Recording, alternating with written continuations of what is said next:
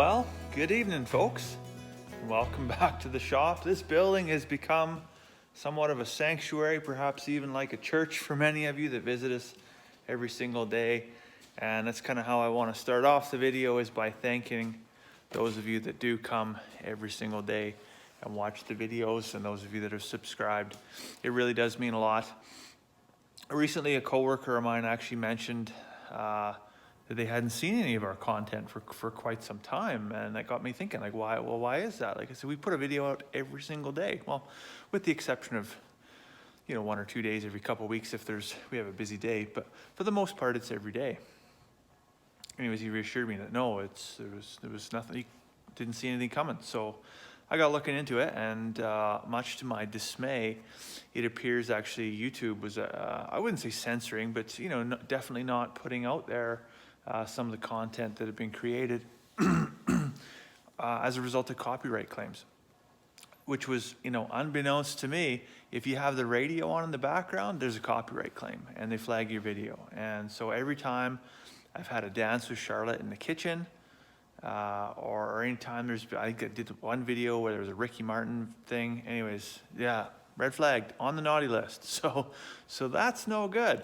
So the other thing that affected us negatively, and we weren't on the naughty list by any means, but some busybody over at YouTube thought it would be best to flag a couple of our videos as meant for kids. So when you upload a video, you have to let them know, is your video, like, who's your intended audience, right? Kids or adults? And because some of the videos were obviously, participated in by children, they've just flagged it as meant for kids. And that's not the case at all. They are actually solely intended for aunts, uncles, grandparents, the folks that don't get to see the kids because the whole damn world has gone crazy. Anyway, so if you are privileged enough to be watching this video, thank you again for tuning in. Would really appreciate it if you hit like, if you hit subscribe, maybe chuck us a comment down in the section below there. That'd be fantastic. We don't want you to miss out on what we're doing here, right? And in fact, what we're doing here, so this weekend, you see behind me the greenhouse, or the little greenhouse that will be eventually. We're gonna start working on getting the rafters up, probably tomorrow. I really hope tomorrow. I hope tomorrow we can have the rafters on and the strapping on, ready for the tin. We know the tin's not gonna arrive for a couple weeks, but I get that project done. And then we've gotta start thinking about this tragic corner.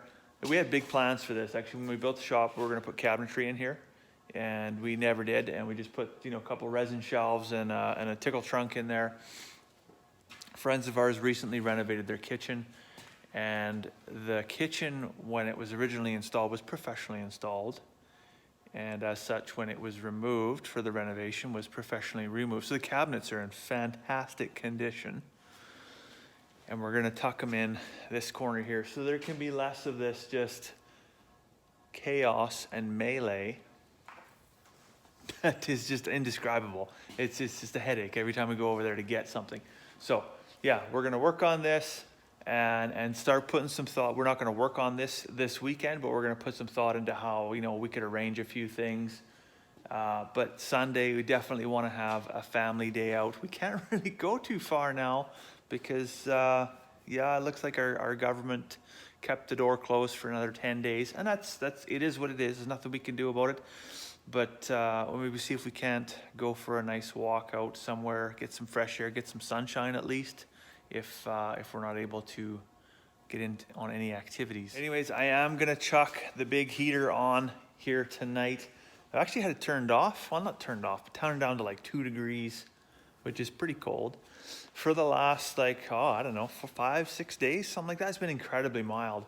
This morning I got up and it was -10, and it was like somebody left the window open. Boy, it was chilly this morning. It was crazy to think like -10, and it seems like it's so cold, but we really have had it so very mild over the last few weeks. And I mentioned this in an earlier video, I think last week. The meteorologist didn't even know what was going to happen mid-January. But looking at the 14-day forecast, it looks like it's still going to stay mild for a while. So, hey, I'm a fair weather farmer. I'll take it. I just went out to the chicken house to collect the eggs.